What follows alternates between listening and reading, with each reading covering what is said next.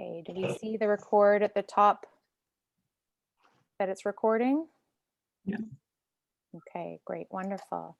So welcome everybody to Stories from the Sandbox, integrating imaginative storytelling with the development of environmental reasoning. And we are going to start off today with a land acknowledgement. So we acknowledge the traditional territory upon which the conference is being hosted. For many thousands of years, the Huron-Wendat, the Petun First Nations, the Anishinaabeg, the Chippewa, the Haudenosaunee, the Seneca, and the Mississaugas, the Mishizagig of the Credit, have sought to walk gently on this land. This territory is covered by Treaty 13 with the Mississaugas of the Credit, as well as by the Dish with One Spoon Wampum Belt Covenant, an agreement between the Haudenosaunee and the Anishinaabeg and allied nations to peaceably share and care for the lands and resources around the Great Lakes. This acknowledgement signals our desire to seek a new relationship with the original peoples of this land, one based on honor and deep respect, and is a starting point to remind us all to enact this work in our personal and professional lives. So thank you everybody for joining us. We're going to have time at the end for questions. Please feel free throughout the chat to pop your questions in the chat, and I will be monitoring that and passing those questions along as well. So right now, I'm going to pass it over to our presenters to introduce themselves. So welcome, and we look forward to hearing the amazing things that you have to share. So I'm going to begin. I'm Zabe MacEachren. I coordinate the outdoor and experiential education program at Queen's University. And to begin with, I'm going to explain something that I've always been motivated by, is what is a sixth sense? You know, when I was very young, I remember hearing about the 5 senses, but somebody must have mentioned sixth sense to me. And I always wanted to figure out what it was. I sensed it would help me become a better outdoor person. And I would ask around, you know, and I heard from one person when I was a bit more of an adult that you can sense death. And I also got this notion that you could sense plants if they were feeling healthy or if they were in pain. But I kept looking for what is a sense, especially a sixth sense. I'm going to pass it over to Callie, who's going to do a bit of an introduction and continue with this.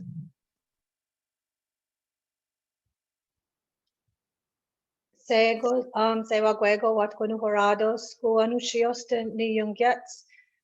name is Callie Hill. I'm the Executive Director of the Jejunha Language and Cultural Center in Tyndonega, and oversee programs in our community, language revitalization programs, including a preschool, a primary immersion from senior kindergarten to grade 4, and also an adult program that's a certificate program in partnership with Queen's University. So all the work that we do is related to language and cultural revitalization in our community, and I'm happy to be here today.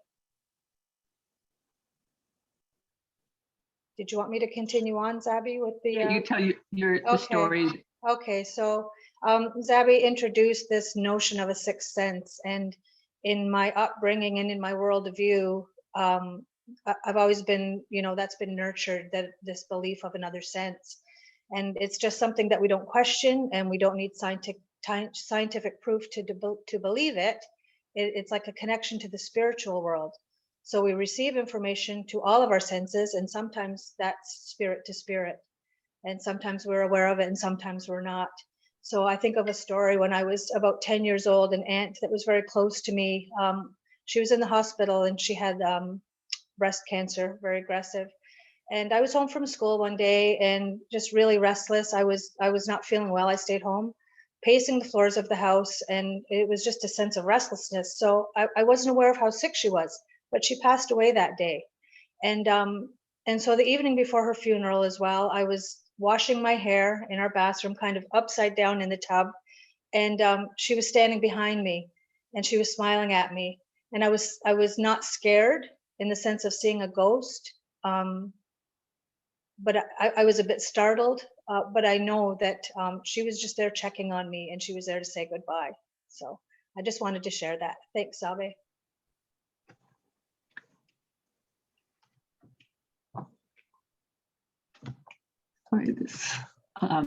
So in my continuation of trying to understand a sixth sense, when I was a young adult, about 22, I was really into tracking. And I had heard this, read this book by Tom Brown Jr., The Tracker. He talked about being able to track on rocks. And I really wanted to understand this and pressure releases. So I went and I took his course. And I have this picture, and you can actually see my fingerprint tracks in dust. And just to give you a sense, when people say, again, they can track on rock, it's not so much a sixth sense, it's an awareness of fine details. So I have few times have tracked on rocks just by noticing things like the dust on the rocks outside. But in this course, when I got to meet Tom Brown Jr., I asked him what he thought about a sixth sense if we had them. And he kind of gave me a strange look. And then he said, view your senses in an alternative reverse way. So I'm like, what does that mean? Does he mean we should see underwater?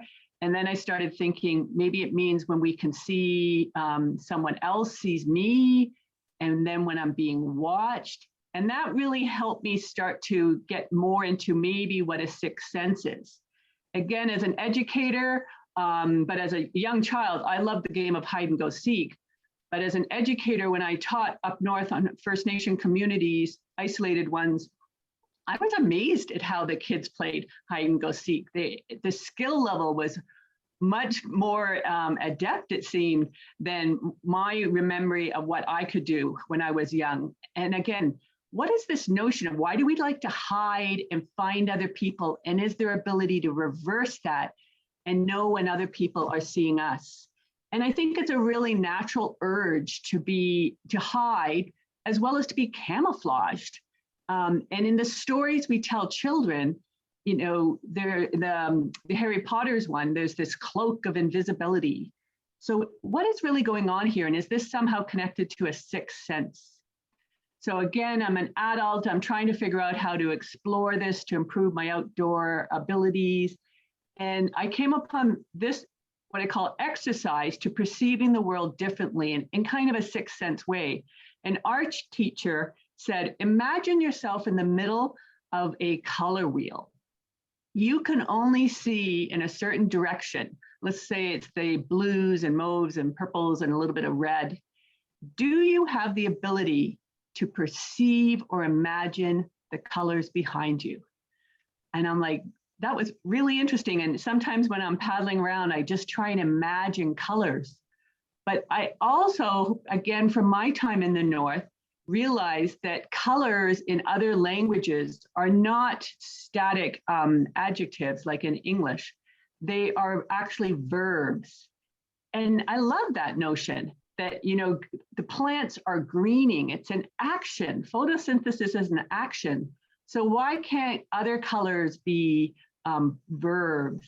And Callie, do you have anything you want to add to this? Just the fact that, yes, in our Mohawk language, in Konwanonhsiyóhstha, they're very verb-based, and all of our colors also do describe a concept as opposed to just the color. So ohunde meaning like grasses and that sort of thing, and not just the color green. The same with the other colors, it's the same. So a story from my time, again, teaching in an isolated First Nation. I teached in this community for 5 years. And in my first year for entertainment, we used to get together and play guitars and sing. And as we were waiting for everybody to gather, the chief came in and told us about his day. He had received a phone call from an anthropologist telling him that there had been some bones found in a mass burial site nearby and that they could be from their ancestors. Well, he had never heard of this, so he went to the oldest person in the community, a woman who they thought was about 105. They weren't even sure of her age. And he asked her that question, you know, if she knew anything about this mass burial site. And her response was, oh, it must have been from the Sioux raids. So the Sioux raids was a time when the Anishinaabe and the Sioux people fought over the wild rice fields. And this chief had a question from that time period, like, how did people know where to navigate, how to travel when they were entering an area that they had never been in before? So he asked this old woman, an elder in the community, this, and her reply was, their dreams. So I just thought this was an interesting story. Over my time there, every spring I would try and join the duck hunting season in the spring. And I can remember my first year waking up to go duck hunting, and I was in the middle of a dream where I was a duck and I was trying to land, and I can remember the feel of the water hitting my webbed feet as I landed. And then I also in the spring had other dreams about flying. I remember being the back of a V, and all the other, we were snow geese ahead of me, were encouraging me to keep flying. And they were, for some reason, I sensed they were my students encouraging me to keep, flying. I could make it over the mountains and back home. And again, I'm the type of person who doesn't really remember my dreams, but these dreams where I flew were really significant. And then in my final year on Earth Day, there had been arranged for the medicine man in the community to come and speak to all the school children. And at first I wasn't really listening to what he said. He kind of spoke in a monotone voice. And then I started really cluing in. He said that lots of people come to him with bad dreams. And the way to change your dreams is to eat wild food. Wild food changes your dreams. And it was then that I realized that all these dreams I had where I flew occurred after I had actually eaten wild food, a duck. Ducks fly. Chickens that I mostly eat, they don't fly. So I thought that was a really interesting connection. And again, a possibility to understanding the sixth sense a little bit more. And Callie's going to also share what they do at their school. Yes, so our school is, like I said, senior kindergarten to grade 4. This year we have a very small class, and that's really due to COVID and the amount of space we have. Our school is centered around the idea of what we want to do is transfer the language and the culture to the children. So in springtime, in my community, spearing is a big thing. Spearing of pickerel or skagarakso, the fish with the bad eye. And so this time of year right now is spearing season. And it's very important to us because the skagarakso or the pickerel is the leader of the fish. When we are doing our Ohandogari Wadekwa, we're giving thanks to everything in the universe, all the elements of the natural world. It is the skagarakso when we talk about the fish. And so it's important for us to teach our children about the fish and about the pickerel, especially about the pickerel. So one of the teachers came in one day and he brought some fish. He wanted to make that cultural connection first for the children. So they, did the Ohandogari Wadekwa. They did the gratefulness and the acknowledging of the fish because that spiritual connection is very important. And it's first and foremost in everything that we do at the school. And so then as the fish was being cleaned, the other 5 senses for the children came alive. So they were up close, as you can see, touching the fish, smelling it, and eventually they were able to taste it because we did cook some of the fish over the open fire. And then to wrap that up, and trying to make sure that we're touching on all the senses to make that lesson, really become a part of the children. We have a social dance and a song, especially for the fish. And so that's how we wrapped up that lesson that day, is with singing and dancing with the children. So just, trying to reach out to all of the senses, including the spiritual sense for the children, is something that's really important for us. So one of the key things that allowed me to continue to build this awareness of the importance of sixth sense or a holistic sensory experience when we're outdoors came from Bill Copperthwaite, who wrote this book. I interviewed him as part of some of my research. And he said that working outdoors is different. There's no workbenches, clamps, or vices to hold things. And then he emphasized that children need to see adults working outdoors so that when they're older and their elders may not be around anymore, they will still remember things like a body stance, how you hold wood, or perhaps the elder, they witnessed them putting bark beside a fire to warm it up before it is bent. And I don't think we remember enough as educators that children are imitating machines. They just, but the challenge with just imitating things is we don't always know what the adult is thinking. So part of our task is to make the visible more visible or more understandable. Maybe it's through words, through the stories we tell, but we have to kind of articulate this embodied understanding. And my favorite example is bending wood. When you bend it into a hoop, when you bend wood, you can start to sense that it's about to reach its limits and when it's going to snap. And I'd rather have children practice understanding limits by bending a piece of wood than what we seem to be doing now with climate crisis, where we're nowhere nearing how much CO2 emissions we're going in. But it's, again, that's an invisible understanding of limits. So the language we use to understand limits or embodied knowing is really important. And what can we say in regards to drawing this out in our children and that awareness? And Callie's going to add another story here. Yeah, do you have the, there we go. Okay, so outdoor fires obviously are something that we do with the children on a regular basis in any season. And fire, the word for fire in Ganyugeha in Mohawk is ojire, and it's derived from our word for family, which is gawajire. And so when we're teaching the children about building a fire, we're sharing with them all the language that goes with that and the concepts of it.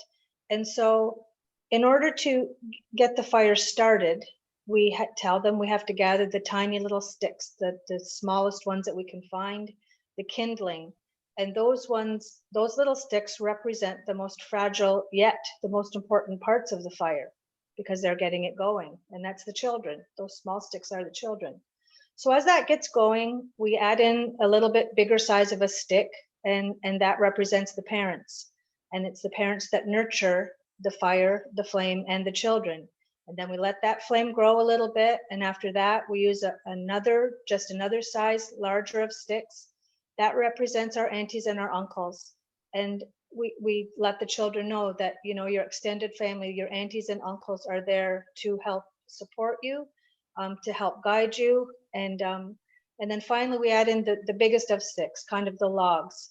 And those represent the grandparents and the grandfathers. And those represent those who are the most full of the wisdom, and from whom our messages from our fire are sent up to the sky world, to Sungwayat Diso, or the Creator. And the children remember these teachings, and they take them home and they talk to them about their parents. They talk to them, and I know because I have a grandson in the school, and he shares with me, and we are able to, you know, have those little conversations in the language, which is really important. So yeah, just showing the children, you know, making that connection again to all of their senses, and including their spiritual sense. That's what we are trying to striving to nurture in the children at the school.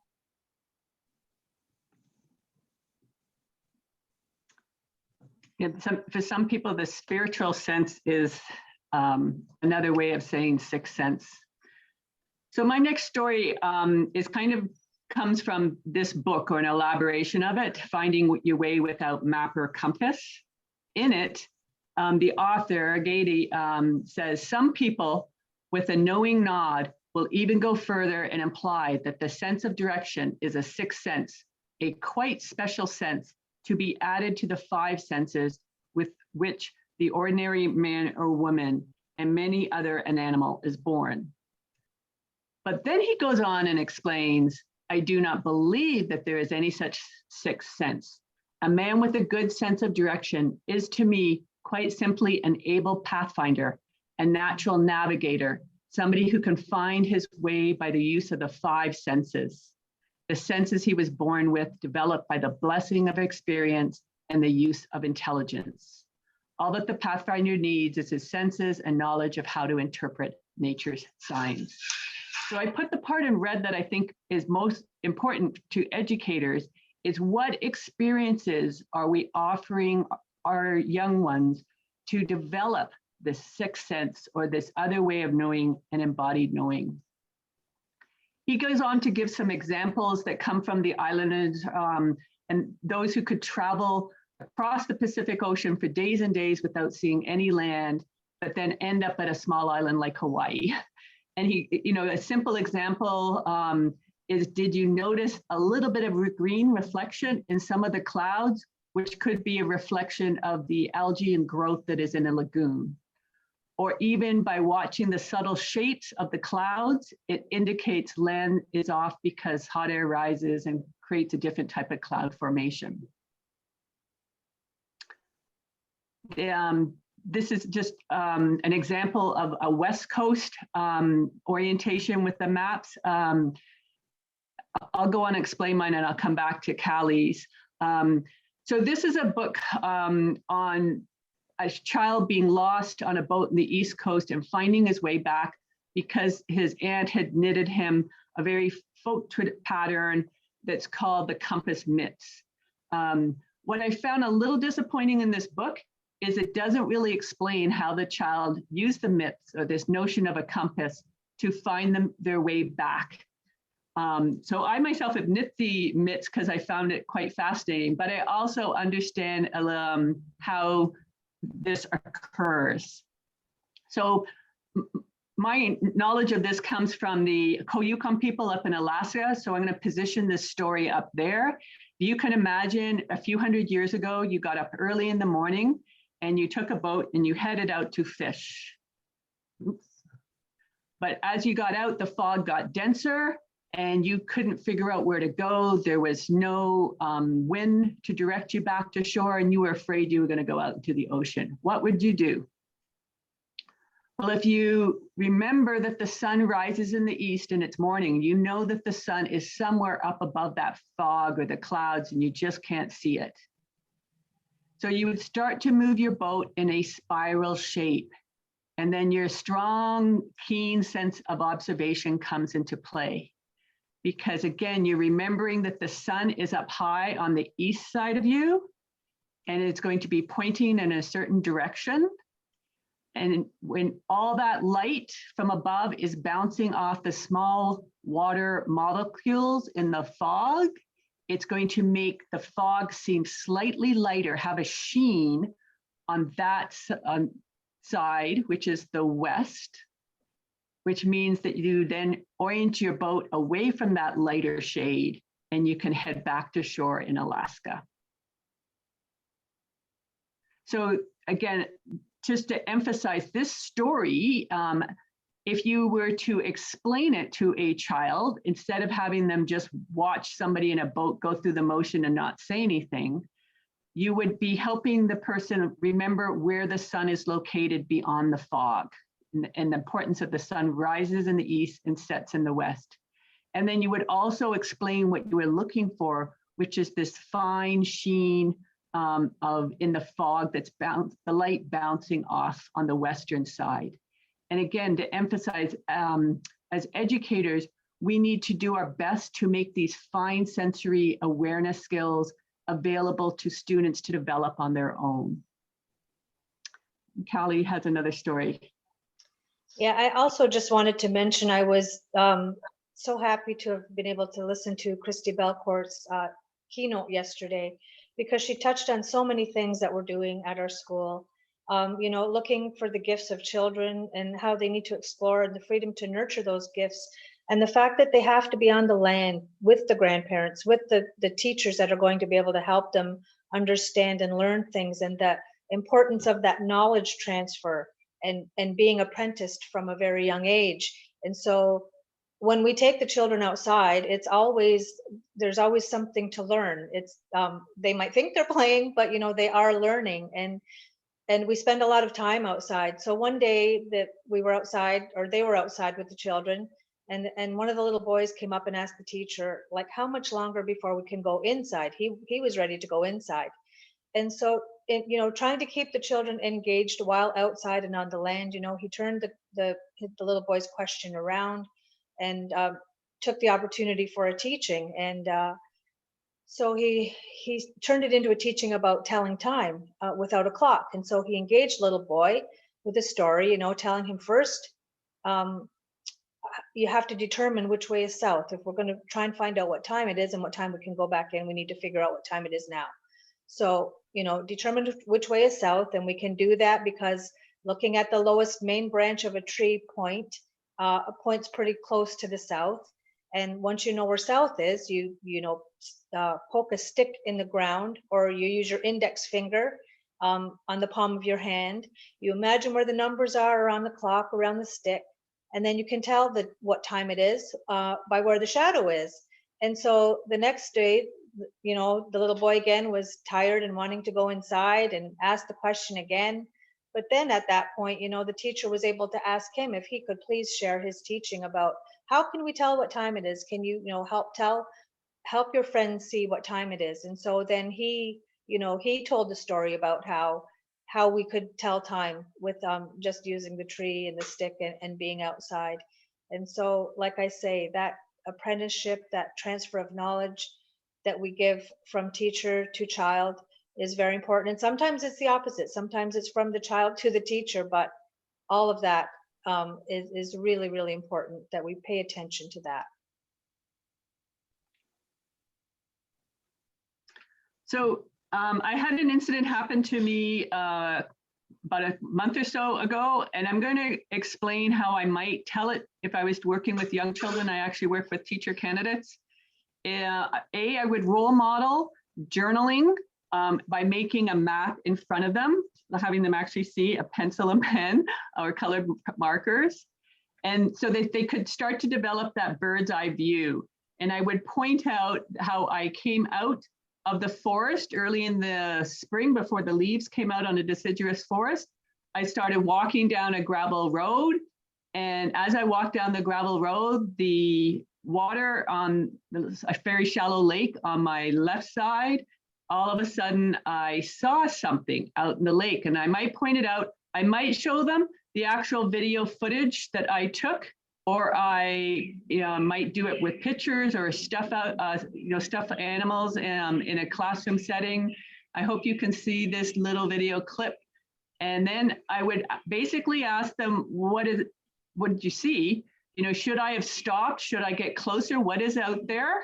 And you maybe saw a bit of a glimpse, enough to understand what it was. I start to try and move when it's underwater, and then I freeze and become still, so it doesn't notice me when I see the heads up.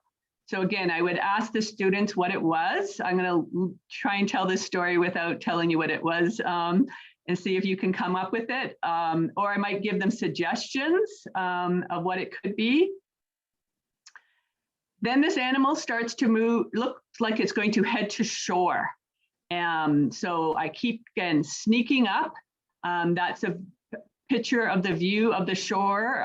It's kind of in the middle of that darker spot under the pine tree. And I have a dilemma. How am I going to get there? Because I want to get closer. I'm practicing my stalking skills. I have been in this area before, so I know some of those branches are very prickly. So I decide I'm going to walk down, even though the road's a little noisy when I walk on it, and go further away into the field, and then cut back to where I hope the animal is still hiding out. And so now I'm sneaking in the far side of the island. Again, I would point this out on a map to help them develop a bird's eye view. And then I'm doing my best to stay quiet. I'm sneaking up. It's early in the spring. I'm actually getting a little cold in my hands from holding the camera. And I'm going to jump ahead. I actually saw the animal about where the orange arrow is, and for 20 minutes, a half an hour. And I kind of had a sense of what it was doing, but it was a dark animal and it was in a dark shadow part. So it was a little hard to see, but then the animal happened to move behind this rock. And so my worry was it going to come out, or should I go into the water? I waited patiently. The animal did come out. So I'm going to just walk through the types of things I was thinking right now. Like, I was excited. I haven't been this close to this type of wild animal in a long time. Doesn't seem like the animal's noticing me. I'm telling myself, stay still, think like a tree, pretend you're a silhouette of a tree. Uh-oh, maybe the animal's noticed me. You know, no, hasn't noticed me. Just stay still, be quiet. Oh, I'm like thrilled. Like, you don't get this close to this type of animal very often. And I'm really excited. And then it's coming towards me. It really hasn't noticed me. What is it going to do? Oh no, how close is this thing coming? It hasn't noticed me. I've heard stories of animals walking and stepping on my feet and using my body. Maybe it's going to climb. No, these animals don't climb. But now this animal could be aggressive. What should I do? It's like just 2 feet away. It's coming closer. Oh no, oh no, oh no. Oh, wait, I forgot to think of that I was a tree. It's getting nervous and it's about to take off. And then sure enough, it takes off. And if you look right there where that head bobs up, that's the indication of what animal it was. It was an otter, because they're one of the few animals that heads get higher than an actual beaver or muskrat. So again, as an educator, by the way I tell the story, I can emphasize different observational or sensory skills that I have. I knew my animal silhouettes, so I knew it wasn't a duck when I first saw something out in the water. And once that head bopped up, I knew it was an otter, even though there was a beaver that lives at the other side of the lake. I knew my patience would be rewarded, so this whole story took a good 30 minutes to 45 minutes. I knew that I was going to see more and get closer by being still and quiet when I was sneaking up. I also knew it might be better for me to avoid those prickly plants and go around them, even though that was a longer route. For a while, I thought like a tree, and I really pretended I was a tree trying to stay still.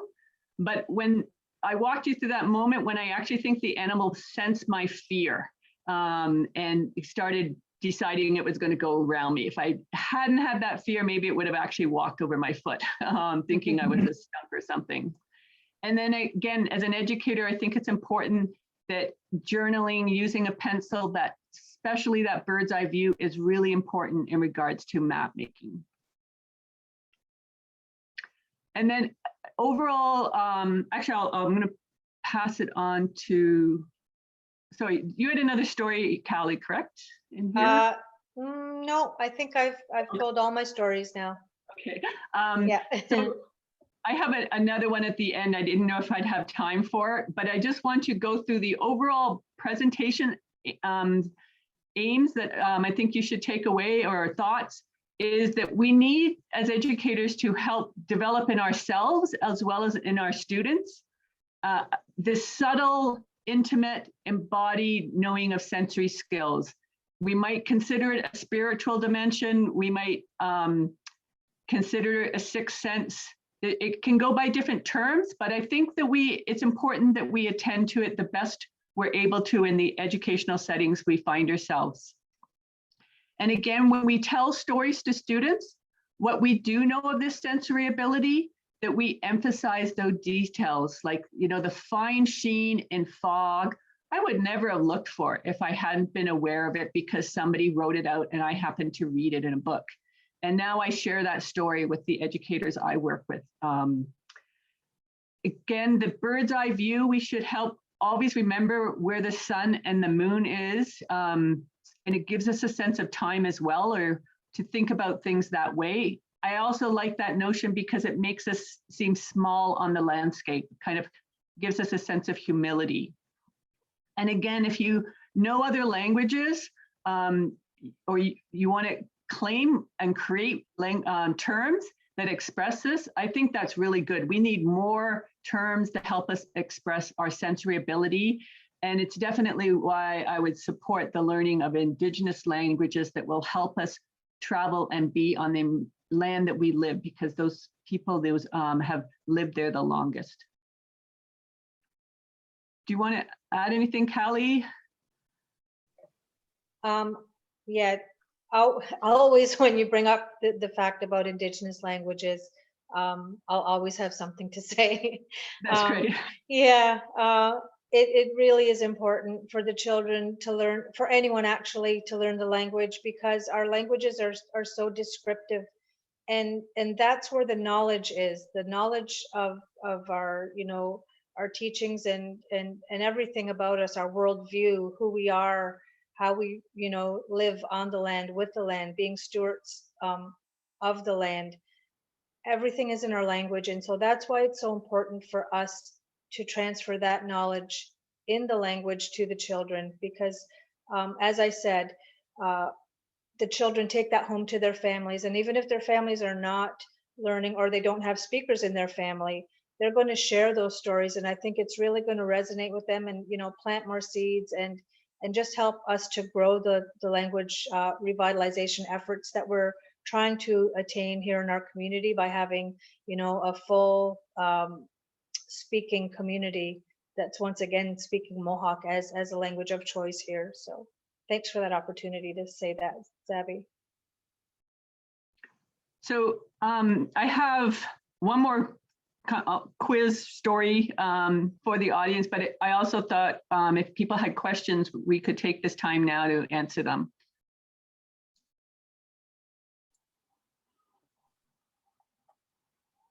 As of right now, there are no questions in the chat. People, please feel free to put your questions in the chat. But Zabe, I think you can definitely go ahead and tell your story. We've got 10 minutes left. And then as you tell it, if people have questions, if they could pop it in the chat, that would be wonderful. And people are saying, tell the story. Stories are wonderful. So I'll come back to this slide. I want to end around it. So again, I was on a field trip. I work in Kingston.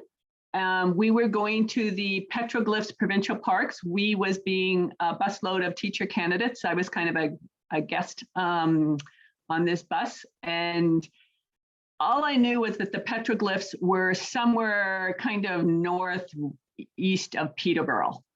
And we'd had the day, we'd done a couple other things, went to Wayton Gallery. And then at the end of the day, we had a choice of what we wanted to do. And people decided that we were going to head back to Kingston. And then some people were going to take the bus onto a powwow in the area. So as we were driving down the road, I was talking with my friend. This is the picture of the bus from the bird's eye view. I was sitting where the X was and talking to my friend and not really paying a lot of attention at first. And then slowly, every once in a while, I'd look out the window.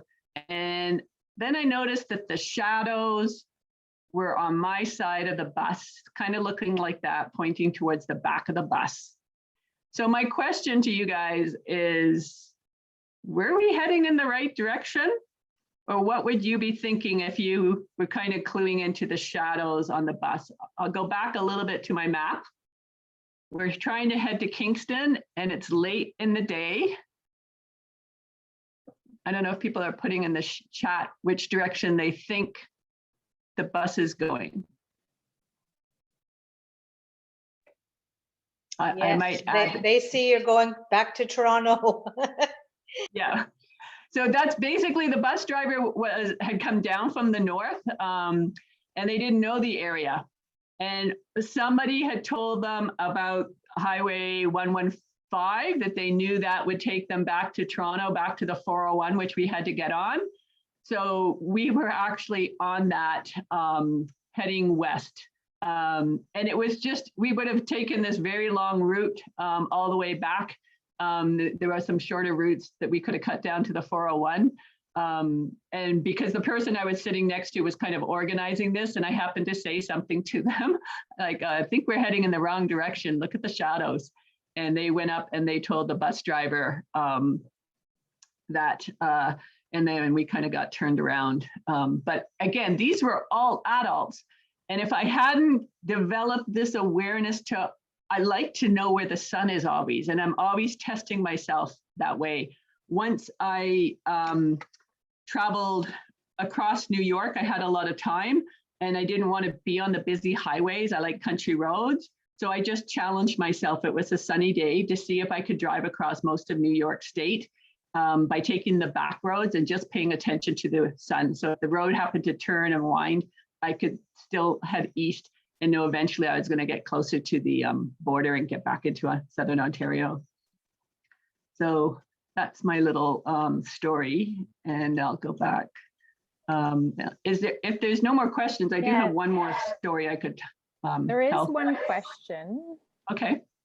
So far from Julie. Do you have any resource recommendations that could help us learn more about our spiritual sense? This opened my eyes to a whole new experience and teaching perspective.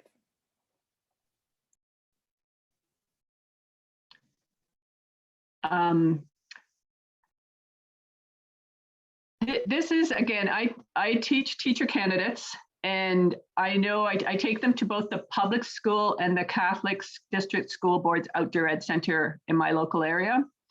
And we always have an interesting conversation after we go to the separate Catholic school board outdoor ed center, because it's associated with their spiritual practices. They feel much freer to talk about that and to use that to promote their program. And the teachers who are associated with the public school system feel very limited at their ability to bring in spiritual terms. I know myself, when I taught in the North, I was told not to use the word magic. And there is the whole Earth Education by Steve Van Meter work uses a lot of that term. It's tricky. But I'm going to turn it over to Callie and see if you could have anything to add to that. I honestly don't know of any resources really, but I come at this from a different perspective where this is something that I've lived my life and just been told and been nurtured, that you listen to the gifts and you see the gifts in the children, and once you see them, you nurture them into that direction. And that's where sometimes we get children that turn into adults who have the gift of sight and who are, they're referred to as seers or people that can kind of help you without, I don't want to say fortune tellers, but that sort of thing.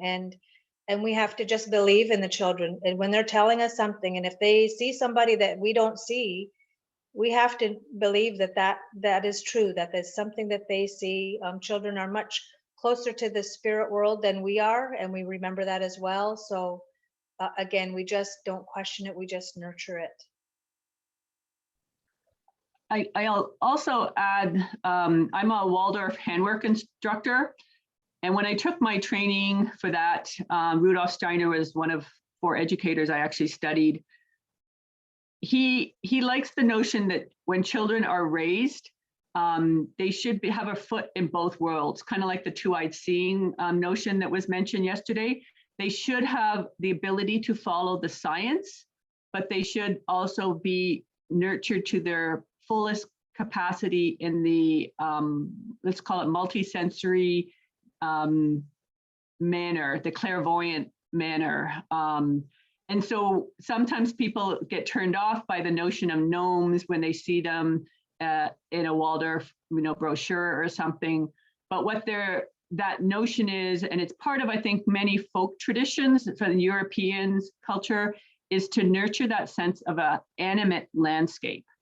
So I know I heard once in a story, it was just a couple lines, the teller, I think it was an Irish tale, but she just kind of said that they were looking for reeds to make baskets. And then when they got to the field, somebody said, no, we can't take these. These are the plants that the fairies use. We must go to the next one. So they went to the next field to collect the reeds to make baskets. And it was just this line that there's certain places that in this case, you don't harvest material because you're going to leave some for the fairies. I think of that as a European-based notion of sustainability, or an indigenous knowing that you kind of always have to leave. You don't handle all the, you don't extract everything like in a kind of clear-cutting manner. So it's a tricky subject, but if you are looking for these things in the stories that you read or you encounter in your own life, you can emphasize and use the terms that are appropriate in the setting, just to, again, encourage a sixth sense, or a sense that the world is living and it definitely needs to be respected more.